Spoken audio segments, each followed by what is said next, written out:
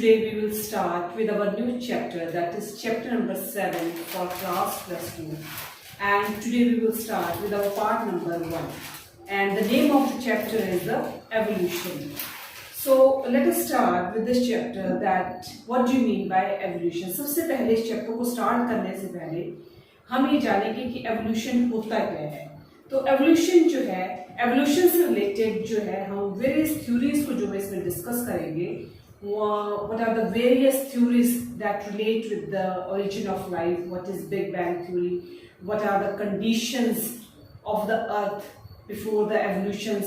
तो सारी चीजें जो है वो हम इस चैप्टर में डिस्कस करेंगे इस पार्ट नंबर 1 में. So let us start with the evolution, that is chapter number 7. तो evolutionary biology is the study of the history of the life forms on the earth.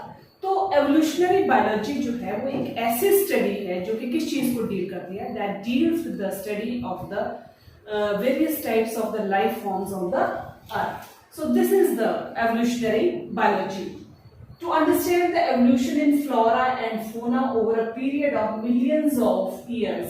अगर हम अंडरस्टैंड करते हैं flora and fauna, flora is a study of the plants and fauna is a study of the animals. तो अगर हम understand करते हैं concepts को that regarding with the flora and fauna over a period of millions of years, अगर हम उसमें over a period of millions of years के बिहाफ पर अगर हम स्टडी करते हैं किस चीज की, एवोल्यूशन की, that is in the flora and the fauna on the earth, we must understand, हम क्या अंडरस्टैंड करेंगे उसमें, the origin of the life beginning with the evolution of the earth. तो जो ओरिजिन ऑफ लाइफ हुई है या ओरिजिन जो हुआ लाइफ का, that related with the origin of the earth, वो किस चीज के साथ रिलेट करता है, with the evolution of the origin of earth, of stars. Earth का ओरिजिन भी इसके साथ रिलेट करता है, स्टार्स का ओरिजिन भी इसके साथ रिलेट करता है, एंड द यूनिवर्स इटसेल्फ, और अपने आप में यूनिवर्स जो है वो भी क्या है, उसके ओरिजिन में जो है वो हिस्सा लेता है. तो दैट मीन्स अगर हम एवोल्यूशनरी ट्रेंड को अंडरस्टैंड करते हैं इन द फ्लोरा एंड फोना, तो उसमें हम क्या देखेंगे, over a period of millions of years तो ऑफ द अर्थ, उसमें हम ये अंडरस्टैंड करेंगे, we must understand the origin of the life beginning from the earth, of stars and the universe itself. Origin of life is believed to be a unique event. जो origin of life का, that is to be believed to be a unique event in the history of the universe. वो एक unique event है in the history of the universe. मतलब universe की history में that is to be a very unique event. The Big Bang theory attempts to explain. अब इसमें एक important theory है, that is the Big Bang theory, and this theory attempts to explain towards the origin of the universe. और यही एक ऐसी theory है, that is the Big Bang theory, जो कि किस चीज के बारे में हमें एक्सप्लेन करती है कि how the origin of the earth take place. That means the origin of the earth that is to be takes place, that is to be explained with the help of the Big Bang theory.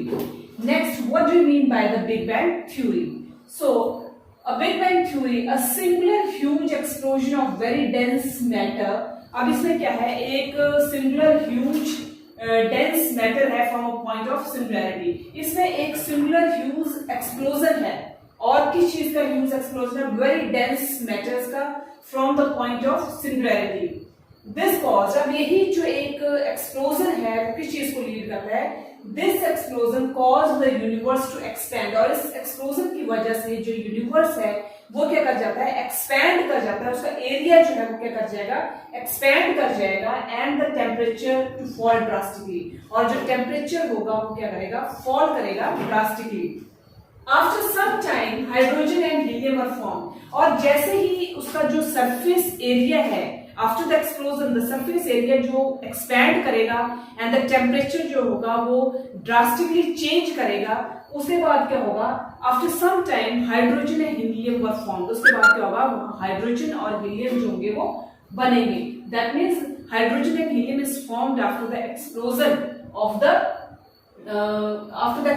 The universe, and that they have to expand the surface area of the universe.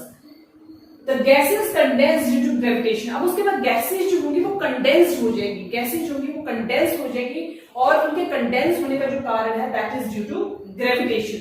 they later form the galaxies. और उसके बाद जो आपकी gases जो expand होंगी और expand हो रही ड्यू टू ग्रेविटेशन, उसके बाद वो क्या बनाएंगे, they form the galaxies in the universe. That means number of galaxies they are formed in the universe due to the condensing of the gases due to the gravitation. The earth is believed to, अब जो earth है that is believed to have been formed about 4.5 billion years. अब जो earth जो बना है that is formed to be about 4.5 billion years back in the solar system. तो earth जो है वो हम ये सोच रहे हैं कि earth is believed to be formed after 4.5 billion years about back in the solar system of the Milky Way galaxy. So 4.5 years back in the solar system and in the galaxies, in the Milky Way galaxy, that means that the earth is to be formed. Next is condition of the early earth. What are the various types of the conditions that are formed in the early earth? So first is the earth formed 4.5 billion years back. जो अर्थ है वो कब बना है? The earth is formed near about 4.5 billion years back. अब जो अर्थ का जो origin हुआ है, that means the origin of the earth that will take place near about 4.5 billion years back. There was no atmosphere on the early earth. और उस समय जो formation हुई थी अर्थ की, at that time on the earth there is no formation of the atmosphere. Water vapor, methane, carbon dioxide and ammonia released from the, अब कौन-कौन सी gases जो है देखो वो रिलीज हो रही है उस टाइम पर, water vapor, methane, carbon dioxide and ammonia, they released from the molten mass over the surface. Such type of the gases they were to be released after the molten mass covered the surface. जो कि molten mass उस surface को cover किया हुआ था, उस covered surface से number of gases जो है वो वहां से release हुई, such as water vapor थे, methane थी, carbon dioxide and ammonia. The UV radiations or the UV rays from the sun cause decomposition of water. और जो वहां से ultraviolet rays थी, they will cause the decomposition of the water. अब जो UV rays थी उन्होंने वहां से क्या किया? The UV rays they decompose the water. अब उन्होंने वहां से वाटर को डिकम्पोज किया और किसमें डिकम्पोज किया? Into hydrogen and oxygen. That means that water is decomposed into hydrogen and oxygen. Hydrogen gas being lighter. अब हम अच्छी तरह से जानते हैं सभी कि hydrogen gas is the lightest gas, सबसे हल्की गैस जो है that is the hydrogen gas. तो hydrogen gas is lighter. Hydrogen gas being lighter, hydrogen gas जो है वो सबसे लाइटर है, एस्केप्ड इनटू स्पेस, जो कि स्पेस में उसको हम एस्केप करते हैं and that gas is very lightest. Oxygen that remain behind combined with ammonia. और जो ऑक्सीजन अब वहां पर रिमेन बिहाइंड रह गई है, या ऑक्सीजन जो वहां पर रह गई है, that oxygen is combined with ammonia and methane. अब वो गैस जो है that oxygen gas is remain behind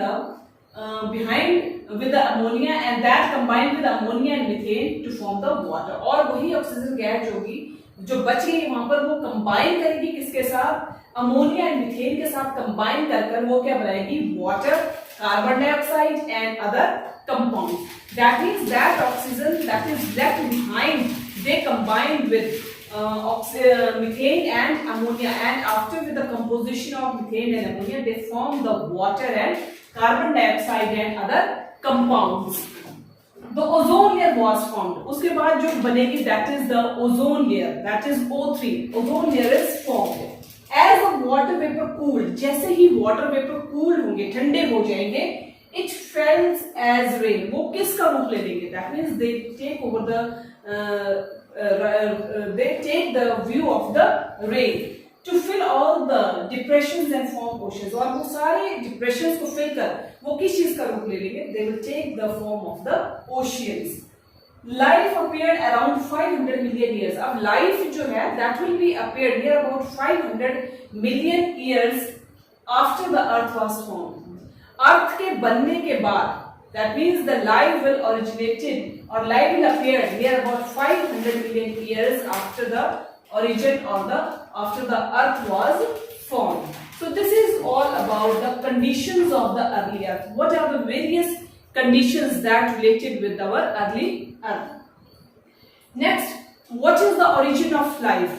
What are the various theories that related with the origin of life? क्योंकि जब origin of life हुआ है, that means various theories जो होंगी, जिसके ऊपर various scientists ने जो होगा वो वर्क किया होगा और उस वर्क के अकॉर्डिंग जो होगा वो लाइफ का जो है वो origin हुआ होगा. That means number of scientists they have to be worked on the origin of the life. That means various theories they have to be put forward regarding the origin of the life. So early Greek believed that units of the life called spores. जो early Greeks थे, they will believe that the life of the earth they will be called as the spores were brought to different planets. जिनको कि कहाँ से लाया गया है? They were brought to be different planets and in different planets including Earth also. This theory, अब ये theory जो है, this theory is called as panspermia and that theory is known as the panspermia and is still favored by many astronomers. और उस theory को still जो है काफी एस्ट्रोनॉमर्स ने जो है उसको फेवर किया है. Next is for a long time it was also believe. अगर हम लंबे समय तक देखें, that means it was believed that life could originate from decaying and rotting matter. वहां पर ये भी ओरिजिन हुआ या वहां पर एक ये भी कंक्लूजन निकला कि that the life could originate from the decaying and the rotting matter. जो लाइफ का origin है वो कहाँ से हुआ है? Dead and decaying organic matter से, like straw, mud, etc. These are the decaying and the rotting matter that is in the form of straw and mud, etc.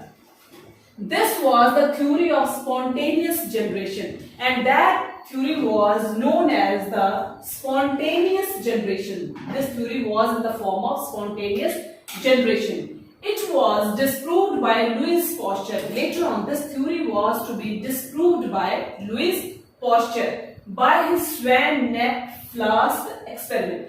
Later on, अगर हम इस चीज में देखें तो अभी इसमें ये चीज कही गई कि the origin of the life, that the origin of the life is originated from the dead and decaying or the rotting matter like straw and mud, etc. And this theory is known as the spontaneous theory of generation or the theory of the spontaneous generation. But later on this theory was disproved by Louis Pasteur according to his experiment, that is Swan-Neck flask experiment. That experiment that is demonstrated by the Louis Pasteur and that name of that experiment is the Swan flask neck experiment. And what is according to this experiment? That is the Louis Pasteur experiment. अब इस Louis Pasteur experiment के according क्या कहा गया था? What are the various generations or what are the various conclusions that are to be proved by the Louis Pasteur experiment? Careful experimentation demonstrated. उसमें काफी careful experimentations किए गए बाय द लुइस पास्चर और उस केयरफुल एक्सपेरिमेंटेशन के दौरान उन्होंने क्या डेमोन्स्ट्रेट किया? That life comes only from the pre existing life.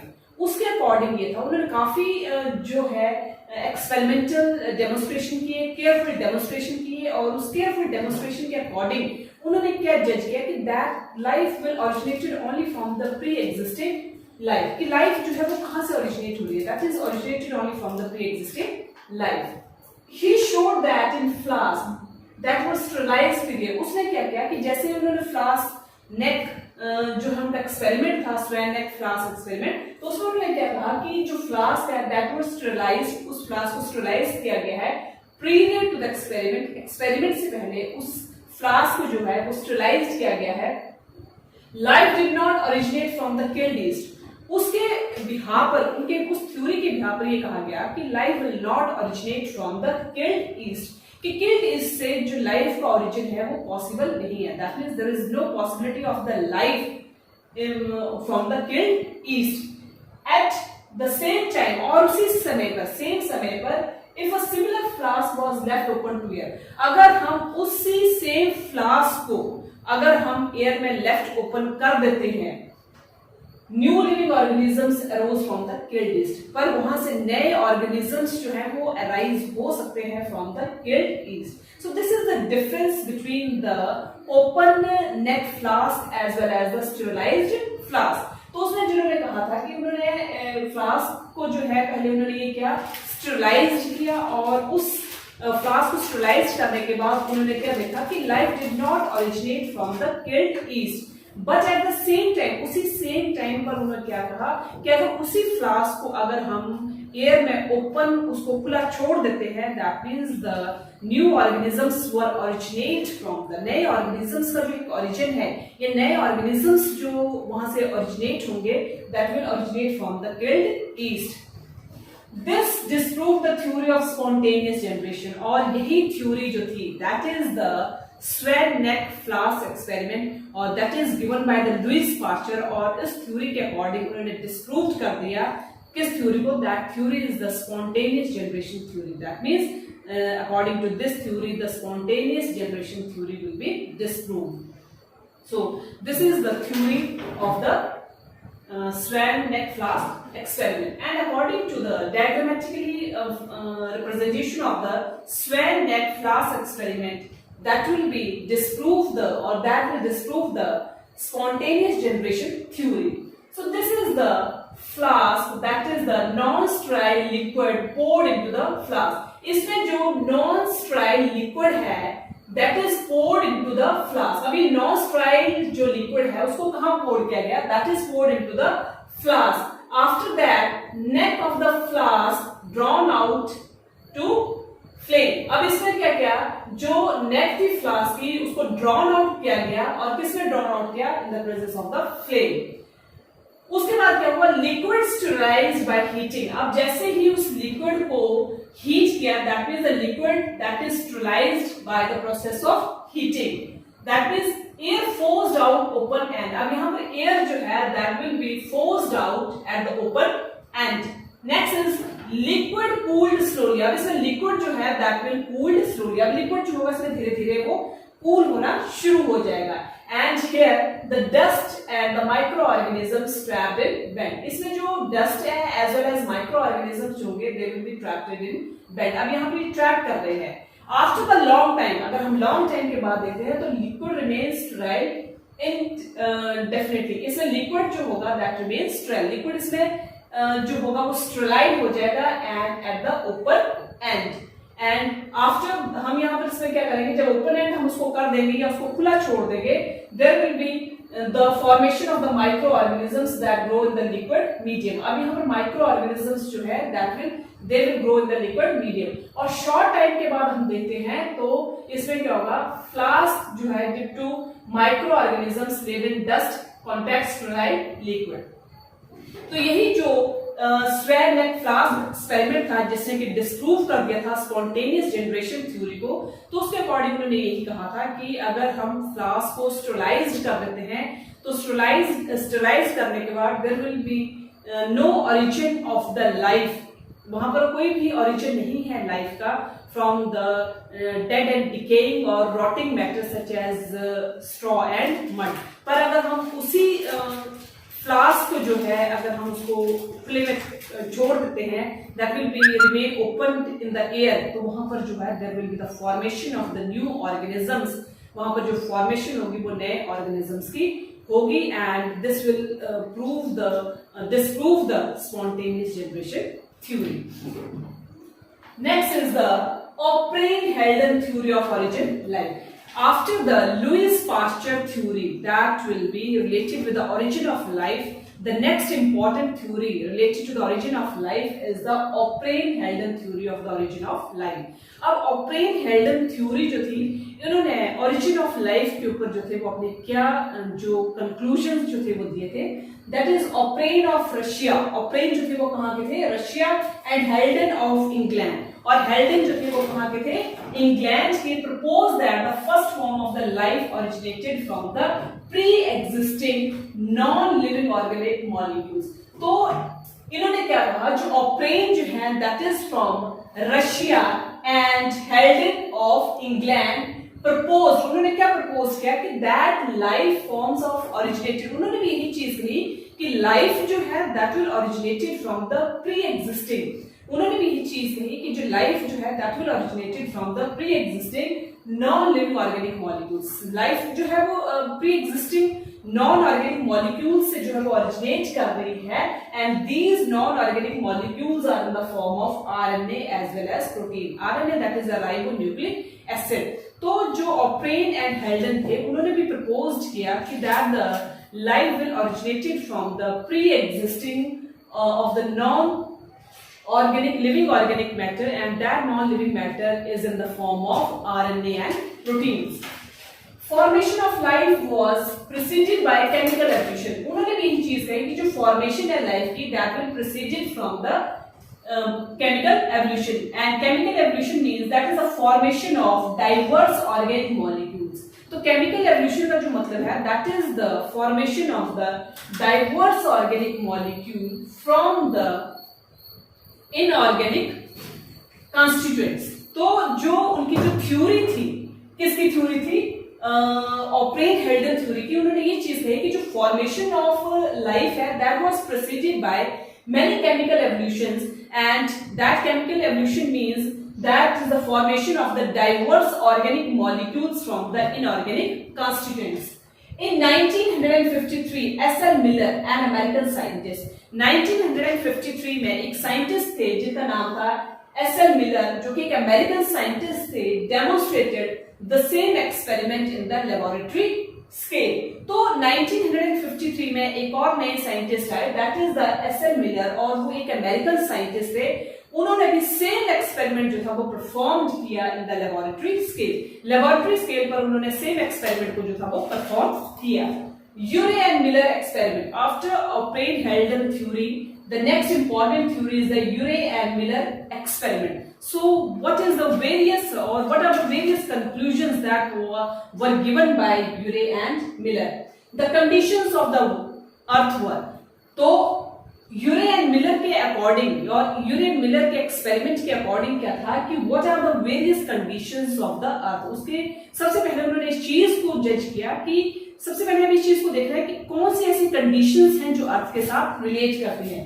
First condition थी high temperature, second is the volcanic storms, third is the reducing atmosphere containing, atmosphere को reduce करना, that is the reducing atmosphere containing methane and ammonia etcetera. और वो reducing हमारा atmosphere जो था वो क्या कंटेन करता था? Methane as well as ammonia gases को। In 1953 S.L. Miller जो थे an American scientist created similar conditions in the laboratory scale। उन्होंने भी 1953 में S.L. Miller, that is the American scientist, they performed the same conditions in the laboratory scale. So let us know about what are the various similar conditions that were related with the Urey and Miller in the laboratory scale. So to stimulate conditions of the primitive earth, सबसे पहले उन्होंने कहा कि अगर हम primitive earth की conditions को stimulate करते हैं तो क्या होगा? He created electric discharges in a closed flask। उन्होंने वहां से क्या डेमोन्स्ट्रेट किया? उन्होंने डेमोन्स्ट्रेट किया कि he created electric discharges in the closed flask। उन्होंने closed flask में जो है वो electric charges को जो है वो क्या किया? क्रिएट किया। This raised the temperature up to 800 degrees Celsius। अब जब उन इलेक्ट्रिक चार्जेस को जो है उन्होंने क्रिएट किया एक क्लोज्ड फ्लास्क में, तो उसके बाद उन्होंने क्या देखा? This raised the temperature, और वो इलेक्ट्रिक चार्जेस जो थे उन्होंने क्या किया? रेज किया टेम्परेचर को, and that temperature was raised up to 800 degrees Celsius। Use methane, hydrogen and ammonia and water vapors inside the flask। अब उस फ्लास्क के अंदर उन्होंने कौन कौन सी गैसेस का यूज किया? That means they use methane, hydrogen, ammonia and water vapours inside the flask. So various types of the gases they were used inside the flask. He observed the formation of ammonia acid. After the observations or after the experimentations that were performed in the laboratory scale, after the experimentation, he observed that the formation of the amino acids। उन्होंने जितने भी अपने जो experiments किए उस experiments के behalf पर उन्होंने जो observations the, that observations were that there were the formation of the amino acid।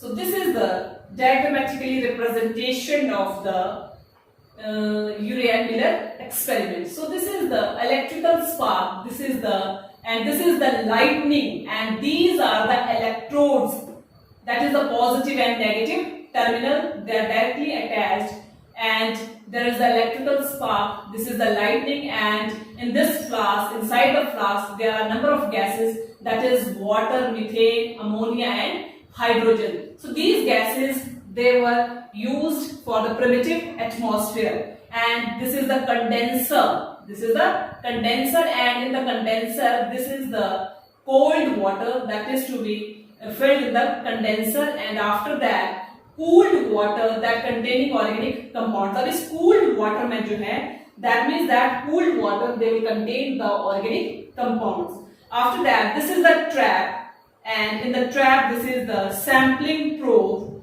and after that this is the flask, and in the flask this is the water, and this is the heat source.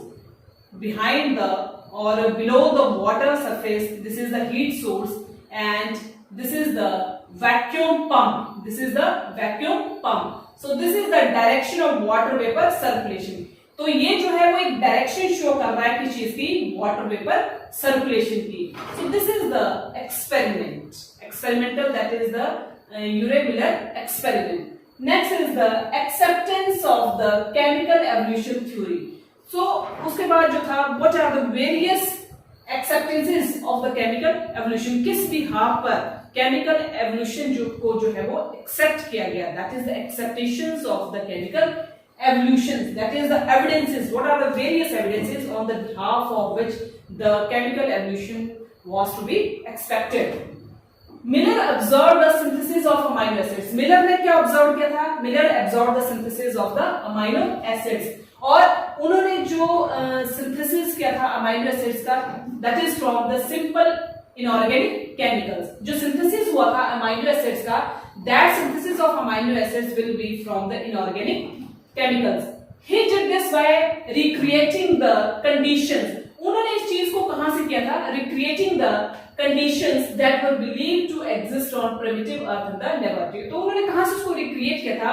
उन्होंने जो recreate किया था उन conditions को, they were believed, उन्होंने ये believe किया था कि life that will exist from the primitive earth in the laboratory.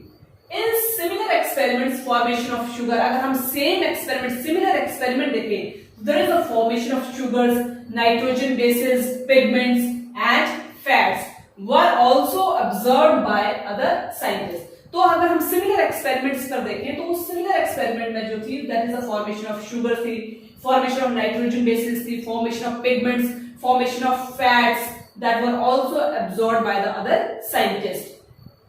Analysis of meteorite content showed the presence of similar compounds. अगर हम analysis करते हैं meteorites की, तो they were also showed the presence of the similar compounds. तो meteorites की presence के बिहार पर भी जो वो show कर रहे थे, that will also show the presence of the similar compounds.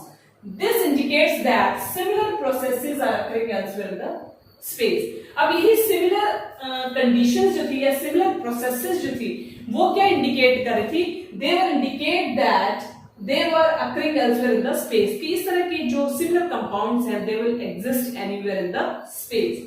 Next is the theory of the origin of species by the natural selection. What are the theories that for the origin of species by the natural selection? तो origin of species या origin of species जो है उससे related जो theory है, that is given by related with the natural selection. So क्या था natural selection के according theory of origin of species के लिए?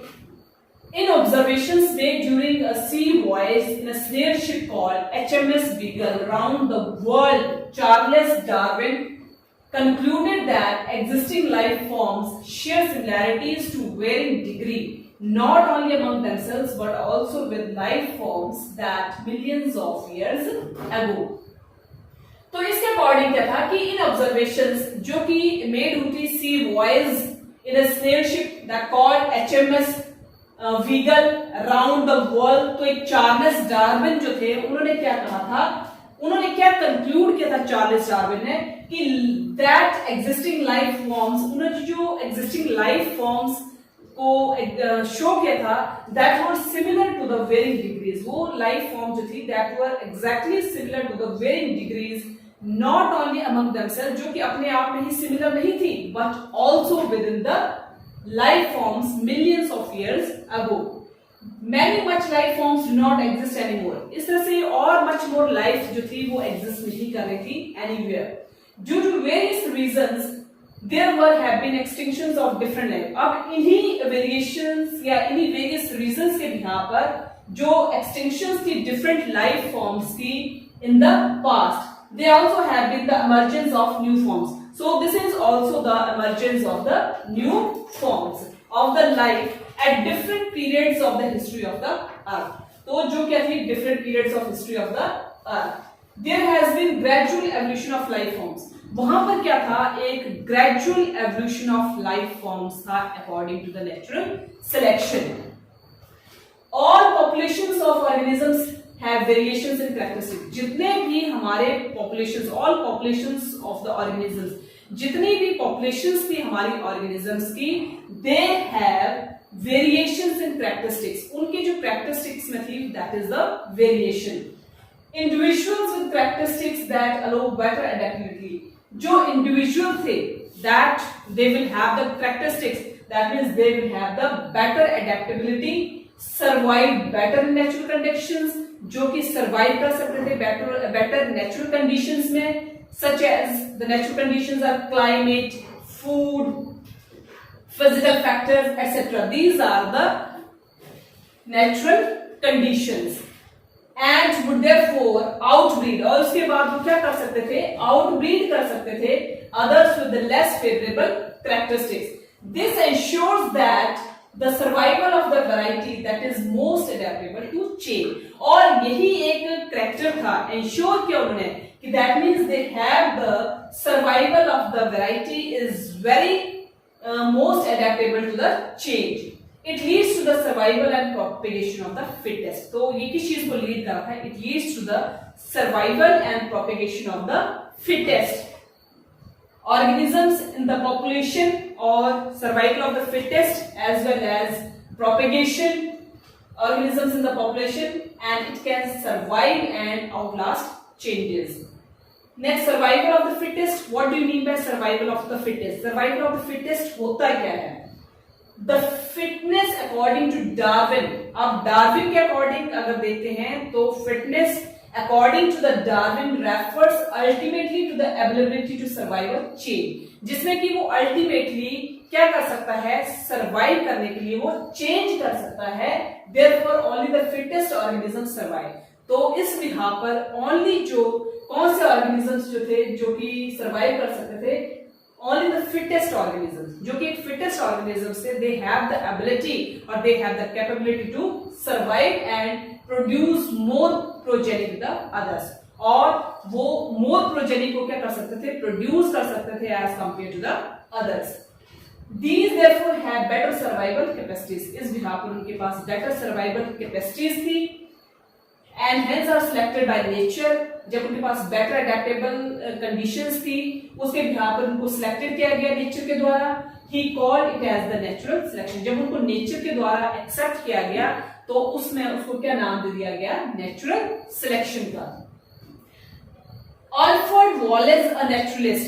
Alfred Wallace जो थे वो एक naturalist थे who worked in Malay archipelago had also come to similar conclusions. वो भी एक similar conclusions के ऊपर आए around the same time. Same time पर उन्होंने भी मतलब same conclusion जो थे वो क्या किए उसके ऊपर justify किए. The geographical history of the earth is closely related to the biological history of the earth. जो geographical history of the earth थी, that is closely related to the biological history of the earth. That means there is a close resemblance between the geographical history of the earth as well as biological history of the earth. So these are easily correlated with each other, that is the biogeographical history as well as biological history of the earth. So this is the diagrammatically representation of the natural selection, that is family tree of the dinosaur. This is the tree and this is the family tree of the dinosaurs. So this is the ancestral archosauriforms and this is the bird line, that is name often end in the dinosaurs, and this is the dinosauriforms and these are the dinosaurs and these are the sauropodomorphs and these are the non-avian theropods. these are the extinct words, these are theropods, and these are the ornithocynts, and this is the extant crocodiles, this is the crocodilomorphs, and this is the poposaurs, and these are the rhoisoines, and these are the ichthyosaurs. So this is the family tree of the dinosaurs. So this is all about this part number 1, that is regarding the chapter number 7 for evolution, and next the rest of the topics we will continue in part number 2.